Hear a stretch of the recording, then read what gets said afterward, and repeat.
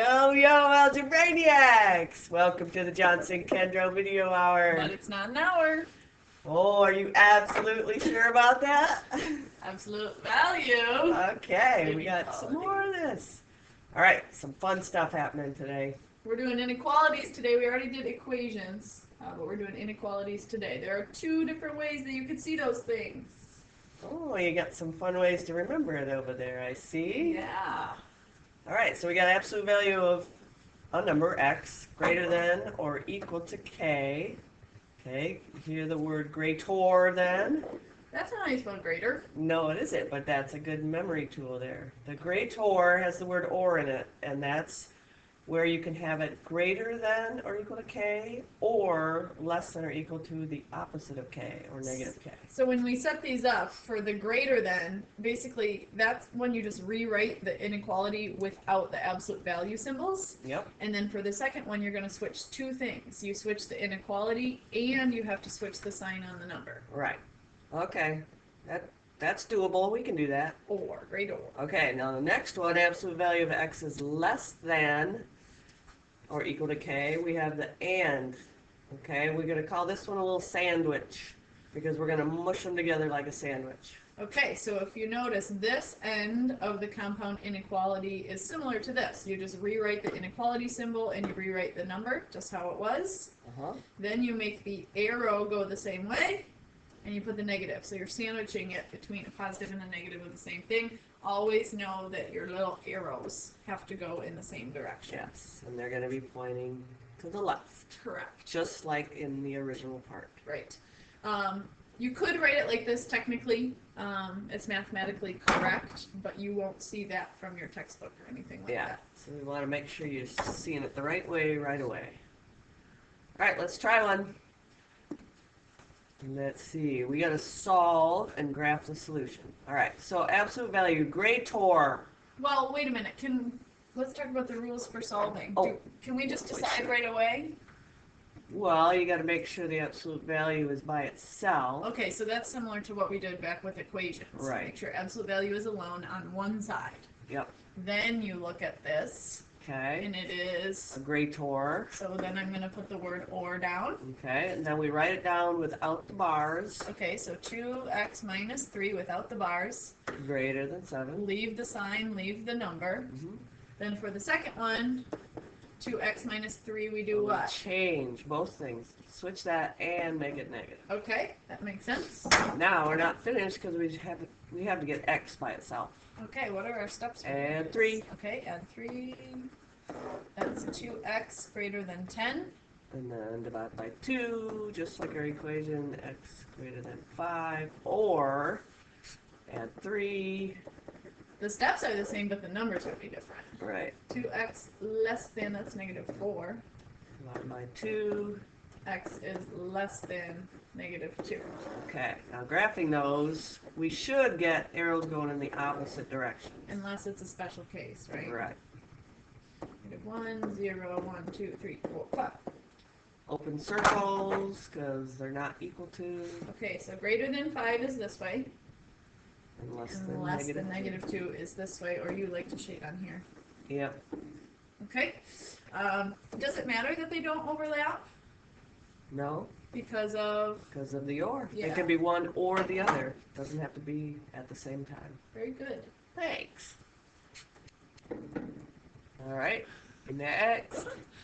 Ooh, this looks crazy here. So can I just look at it? This is greater again. Well, you got to be careful because we got to isolate that absolute value first. Okay. And then see what happens. See, we're going to divide by a negative 2. So. I can't distribute that? Oh no, those are prison bars. Oh, yeah, I can't get in. Can't get in. Can't get out. So we're left with 2x minus 5 in the absolute value, but we divided by a negative. Uh-oh. Ding, so ding, that means ding. It's going to flip. Right. I should always have a bell go off in your head when you divide by a negative. Okay, now we look at the sign. It is less than. So we're doing a sandwich. All right, take the stuff from inside the absolute value, leave the sign alone, leave the number alone. Go to the alone. other side, put the same less than symbol, and then just make it negative. So it's sandwiched between a positive and a negative of the same number. Okay, now we get to do that fun part and do it to all three. I feel kind of like I'm cheating when I do it this way. Well, sometimes that's just okay. All right, and then get the x loan, divide everything by 2, all pieces. That's one. It's a shortcut. Good. Now, gotta graph that. This time we're gonna fill in the circles Okay, at so 1 and 4. And the 4. So I like to think of this as 2 different inequalities. So less than or equal to 4 is this way. And greater than or equal to 1, and it's this way because x is the alligator's eating the x, so that's bigger. So that's the greater one. So we're going this way, so the leftover overlap is in between. That's where it both happens. And you know what? If you want to check, pick a number in between them, like 2, put it in there and see if it makes sense.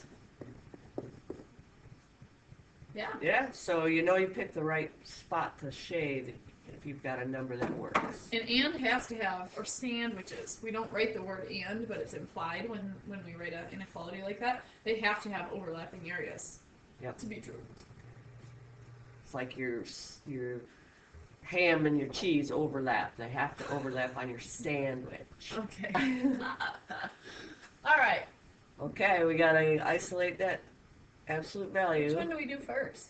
Gotta do the 5. Okay, so subtract 5 is less than 8. Yep, and now divide by 2. Getting good at these. Oop. Now the equals.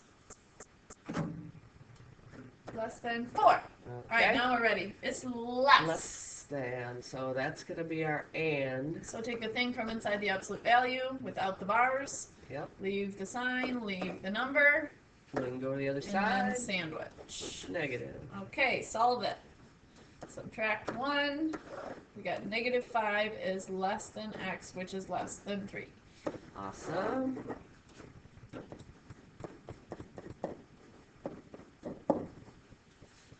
There you go. Open circles. Open circles. And stay between.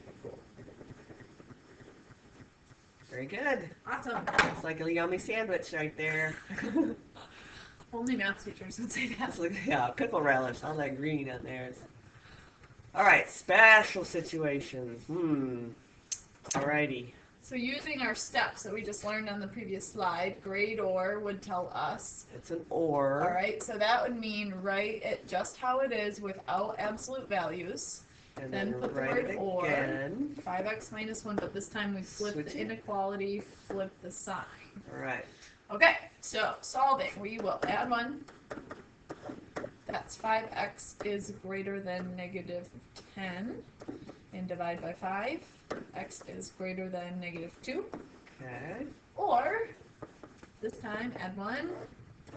We get 5x is less than 12. Divide by 5. X is less than 12 fifths. For graphing purposes, I am going to change that to a mixed number. What is that? 2? 2 and 2 fifths. All right. So that's my solution. The or statement. All right. See what happens up here. Negative 2, negative 1, 0, 1, 2, 3. Okay, numbers that are greater than negative 2 are this way. Okay, numbers that are at 2 and 2 fifths is about right here. And it's numbers that are less. Oh, look at that. But there's an overlap, so do I just shade the overlapping? But this is an or. So that means it's not just the overlap. Right, I should have used different colors. It could be in the black stuff or the blue stuff to be true. Right. Here is black, here is blue, here is both. So it's all true. So what does that mean? That means all real numbers. All real, I got an extra slide. Numbers are solutions, or remember we learned that cool symbol. Yeah, now let's go back to the original there. Isn't it always true that an absolute value is going to be bigger than a negative? No, just like on the last lesson when we said sometimes there's no solution and you can tell right away. Yeah. All absolute values from the left side are always positive. So no matter what we put in there, it's going to be true. So I have a question. If I notice that, do I have to go through all these steps? I don't think so, because if you write it down and then show it on the graph where it's all shaded in, should be good to go. Okay. Alrighty, here's another special case. So this is a less. So it's an and. An and, yeah. Sandwich. So we need to write it like it is, and then put it on the other side, but with the opposite symbol. The math teacher in me doesn't like this, and I'll tell you why at the end. That's okay. I'm getting a little prickly about it too. Yeah. All right. So solving. Subtract 3. This is 2 less than or equal to x, which is less than or equal to -8.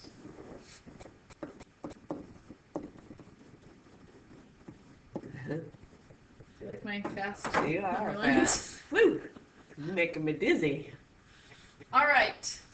This part we'll do first. So x is less than -8. That means shade to the left. Oh. And then And then x is greater than 2. and it says and Which means there's supposed to be an overlap. and there's no overlap. Right. Okay, so this is actually, there is no area. This does not work. There is no Solution. solutions. Okay, why were we getting prickly over this? Because absolute values are positive and it's supposed to be less than a negative. Yeah, that doesn't make sense. That's It impossible. can't happen. Here's another thing. When you write inequalities like this, they have to be true the whole way through. So if you look, 2 is on this end, and -8 is on this end. Is 2 smaller than -8? Never. Okay, so that's impossible. That's why this came out to be. Yes. So And no that solution. was why it was so prickly. That's right. All right, what do we got next? We got word problems, your favorite. Woohoo! Okay. All right, here we go. Suppose the smallest allowable height of a race car, what's that called, a palindrome? Where you say it forwards and backwards. Oh, it's You spelled can the spell same. the same. Cool.